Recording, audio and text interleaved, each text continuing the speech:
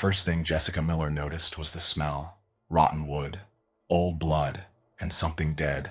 She stood outside the honeymoon suite with her housekeeping cart beside her, listening to a slow dragging sound coming from inside the room.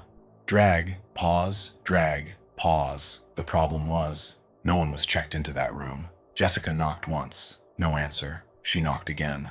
Still nothing. Then she used her staff key card and opened the door. The room was dark. The curtains were moving. The bed was untouched.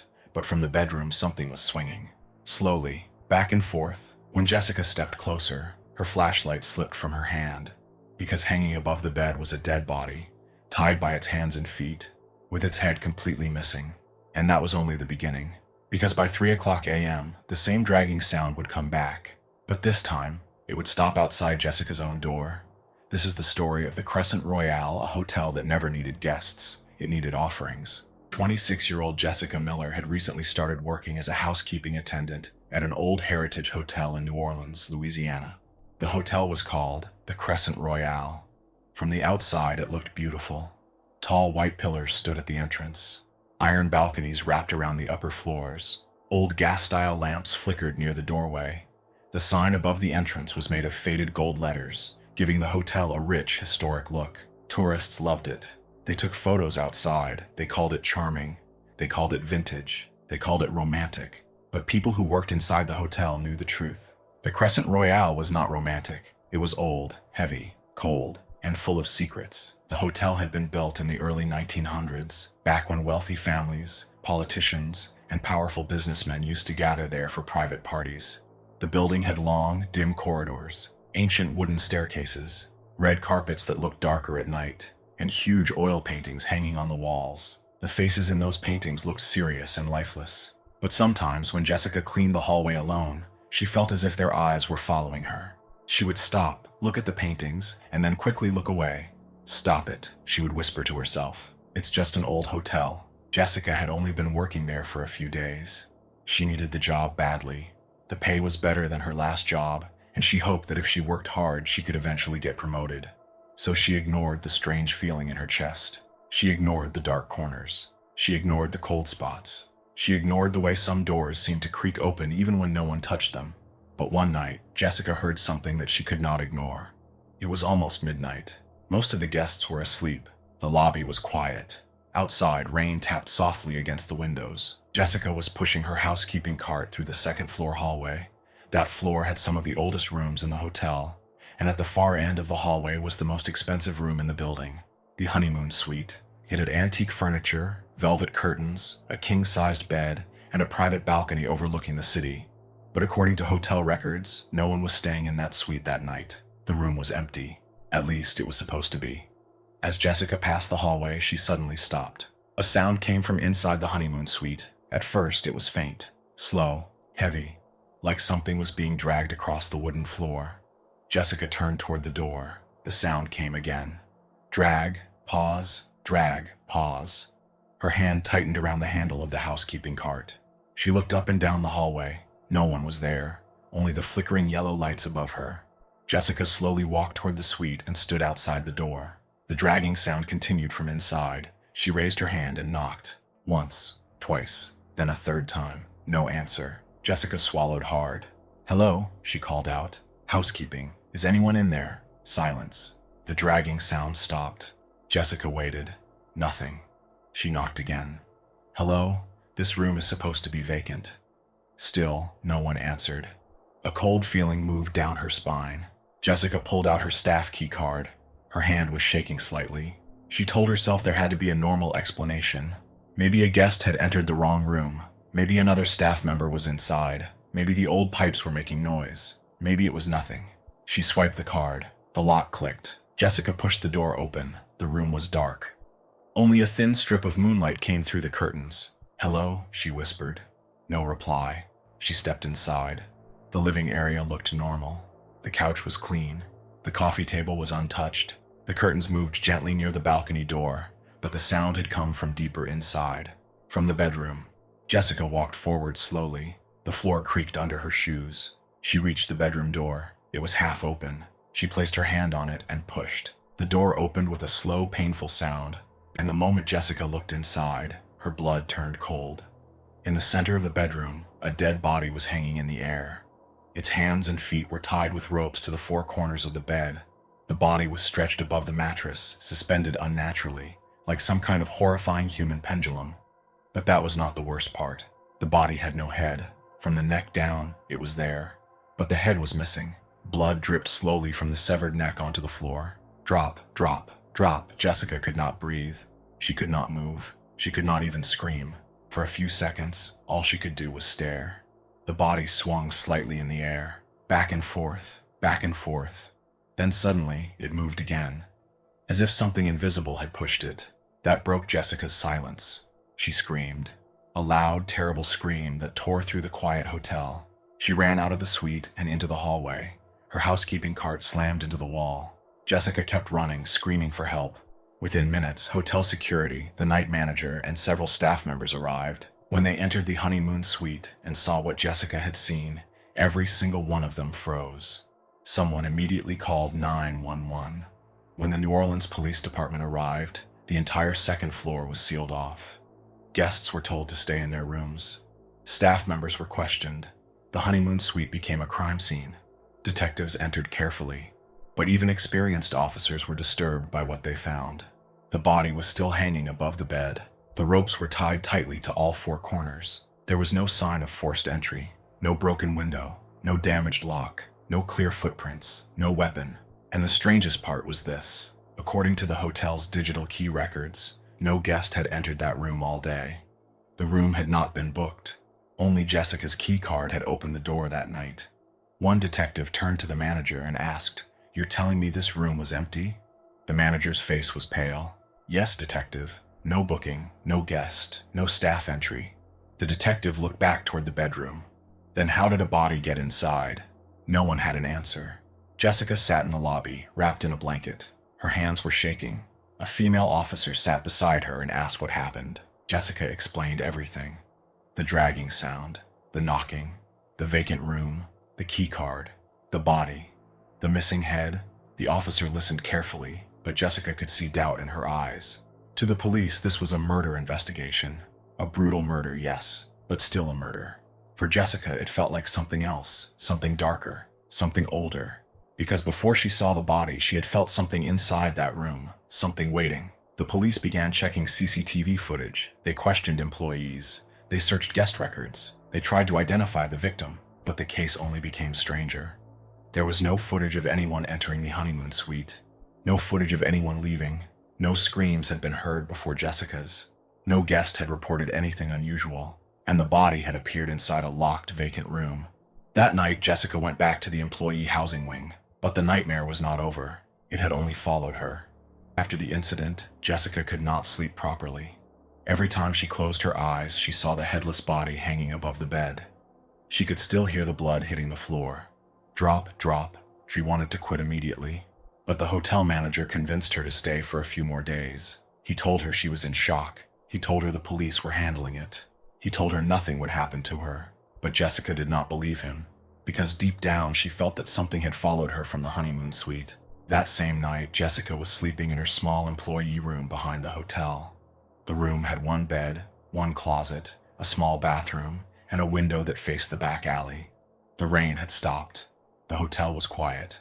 At exactly 3:00 a.m., Jessica's eyes opened. She did not know why. For a few seconds, she stared at the ceiling. Then she heard it. The same sound. Something being dragged through the hallway. Drag, pause, drag, pause. Jessica sat up slowly. Her body went cold. The sound was coming from outside her door. It came closer. Drag, pause, drag, pause. Then it stopped. Right outside her room. Jessica covered her mouth with her hand. Then came 3 loud knocks. Knock, knock, knock. Jessica's throat went dry. She wanted to say something, but no words came out. The light from the hallway passed through the small gap under her door. Jessica slowly leaned down and looked at the gap, and her breath stopped. Someone was standing outside. She could see 2 feet, but they were wrong. The feet were turned backward. The toes were pointing away from the door, as if the person outside was facing the other direction. But the shadow showed a body standing directly in front of her room. Jessica's eyes filled with tears. She wanted to scream, but her voice was gone. For several seconds, the feet did not move. Then slowly, Very slowly, they dragged away into the darkness. Drag, pause, drag, pause, until the sound disappeared. Jessica stayed awake the rest of the night. She sat on her bed until sunrise, staring at the door. The next morning, she told hotel management everything, but no one believed her. The manager said, "Jessica, you witnessed something traumatic. Your mind is trying to process it." Another employee said, "Maybe it was a nightmare." But Jessica knew it was not a nightmare, because when she opened the door that morning, there were 3 dark marks on the wood, exactly where something had knocked. For the next 2 days, Jessica tried to avoid the second floor. She avoided the honeymoon suite. She avoided empty hallways. She avoided looking at the paintings. But the hotel did not let her forget. Sometimes, she heard whispers behind her. Sometimes, lights flickered when she walked past. Once, while cleaning a mirror, she saw a dark figure standing behind her. But when she turned around, no one was there. The worst part was the smell. A rotten metallic smell, like old blood. It would appear suddenly and then vanish. 2 days after the murder, Jessica was asked to clean an old storage room near the back of the hotel. The room had not been opened in months. It was filled with broken furniture, dusty curtains, old lamps, damaged picture frames, and boxes of old hotel records. Jessica did not want to go inside alone, but the manager insisted. "You need to get back to normal work," he said. So Jessica entered the storage room with a flashlight. Dust floated in the air. The room smelled of damp wood and old paper. She started moving boxes one by one. Then, behind a broken mirror, she found something strange. A small wooden box. It looked very old. The wood was dark, almost black. On top of the box, strange symbols had been carved. In the center, there was a circle. Inside the circle, there was an eye. Around the eye were several handprints. Small, twisted handprints. Jessica stared at the box. Something about it felt wrong. She should have left it there. She should have called someone. But curiosity pulled her closer. She opened the box. Inside were old black and white photographs. The pictures looked like they were from another century. In one photo, the Crescent Royale looked new and beautiful. In another, wealthy men and women stood in a ballroom, holding glasses of champagne. But then Jessica found one photograph that made her hands shake. In the photo, several people stood inside a dark underground room. They wore black clothing. Their faces were covered with strange masks. And in the middle of them, a woman was hanging in the air. Her hands and feet were tied with ropes, exactly like the body in the honeymoon suite, and her head was missing. Jessica almost dropped the photograph. She turned it over. On the back, one phrase was written in faded black ink, "The offering." Jessica now understood something terrifying. The murder in the honeymoon suite was not random. This had happened before, many years ago, maybe many times. Jessica immediately called the police and gave them the box. At first, the detectives looked doubtful, but when they saw the old photograph, their expressions changed. Same position, same ropes, same missing head, same ritual style. This was not just a murder. This was connected to the hotel's past, a past someone had buried deep inside the walls. The police started digging through the hotel's old records. They searched property files, city archives, renovation documents, and old maps of the building. That was when they discovered something strange. Under the Crescent Royale, there was an old sealed underground chamber. It had been built during the early 1900s and later closed off during the 1940s. No one had opened it for decades. The entrance was hidden behind a brick wall near the service area. When police asked the hotel manager about it, he claimed he knew nothing. "It was sealed long before I started working here," he said, but the detectives decided to open it. The next morning, police officers, forensic experts, hotel management, and a few workers gathered near the sealed wall. Jessica stood at a distance. She did not want to be there, but part of her knew that whatever had started in the honeymoon suite was connected to whatever was hidden below. The workers broke the wall, brick by brick. Dust filled the air. Behind the wall, they found an old iron door. It was rusted shut, and in the center of the door was the same symbol, a circle, an eye, handprints around it. The symbol from the wooden box, the symbol from the photographs. The officers broke the lock. The iron door opened slowly. A terrible smell came out, rotten, damp, ancient. The basement was larger than anyone expected. The walls were made of stone. Water dripped from the ceiling, and on the walls, the same symbols were drawn again and again. Circles, eyes, hands. Some were carved, some were painted, some looked like they had been made with dried blood. In the center of the chamber stood a stone altar. Around it, old bones were scattered. Some were half buried in dust, Some were arranged in strange circular patterns. Forensic experts examined the remains. They said some of the bones were likely decades old. Near the altar, police found something else, an old diary. The cover was damaged. The pages were yellow, but some writing could still be read. The diary revealed a horrifying truth. In 1931, a group of wealthy and powerful people had formed a secret society inside the Crescent Royale. They were businessmen, politicians, judges, landowners, people with money, influence, and protection. They believed in a dark ritual called the offering. According to the diary, every ritual required a young woman. She would be chosen. Her hands and feet would be tied. She would be suspended in the air, and then her head would be removed. The members believed the sacrifice would give them power, protection, and control over fate. But the final page of the diary was the most disturbing. The handwriting was shaky, almost desperate. It said, "Until the final offering is complete, they will return." When Jessica heard those words, her face went pale. The final offering. She remembered the body in the honeymoon suite, the backward feet outside her room, the old photograph, the masked figures. And now she felt it. This was not over. The ritual had started again, and somehow she was part of it. After the underground chamber was discovered, Jessica knew she could not stay at the hotel. She went straight to the manager and said, "I quit." The manager tried to stop her. He said the police were involved now. He said she was safe. He said the hotel would take care of everything. But Jessica shook her head. "No, I'm leaving tomorrow morning. I don't care about the money. I don't care about the job. I'm done."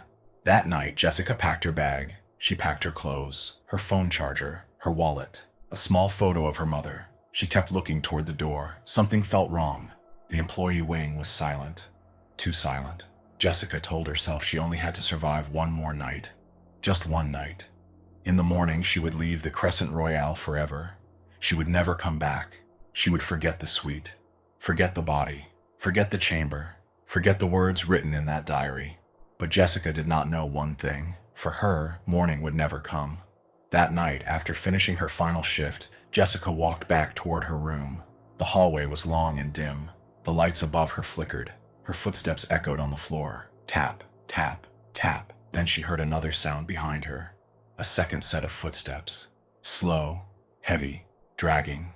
Jessica stopped. The sound stopped too. She turned around. The hallway was empty. Only darkness. She started walking again. The sound returned. Tap, drag, tap, drag. This time it was closer. Jessica's heartbeat became faster. She did not turn back. She walked quickly toward her room, but the hallway seemed longer than usual. The door should have been nearby, but it felt far away. Finally, she reached it. Her hands trembled as she unlocked the door. She opened it and stepped inside. Then she froze. 5 people were standing in her room. All of them wore black clothes. All of them wore the same strange masks from the old photographs. Their faces were hidden.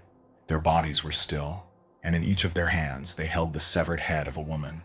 The heads were rotten, decayed. Their hair hung down. Their eyes were open. Their mouths looked frozen in silent screams. Jessica screamed and ran out of the room. The 5 masked figures did not chase her immediately. They simply turned their heads toward her. Slowly, all at the same time. Then the hallway lights went out. Jessica ran through the darkness. She screamed for help. "Help me. Somebody help me." But no one came. The hotel, which was usually full of guests and employees, felt completely empty.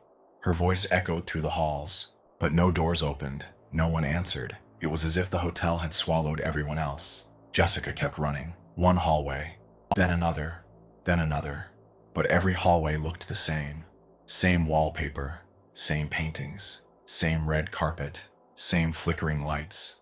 Then she saw them, more masked figures, standing at the end of the hallway. Jessica turned back. More figures behind her. She ran left. More figures. They were everywhere, slowly surrounding her. Each one dressed in black, each one silent, each one holding something terrible. Jessica saw an open room and rushed inside. She slammed the door shut and locked it. Then she pushed a chair against it. Her hands shook as she pulled out her phone and called 911. The call connected.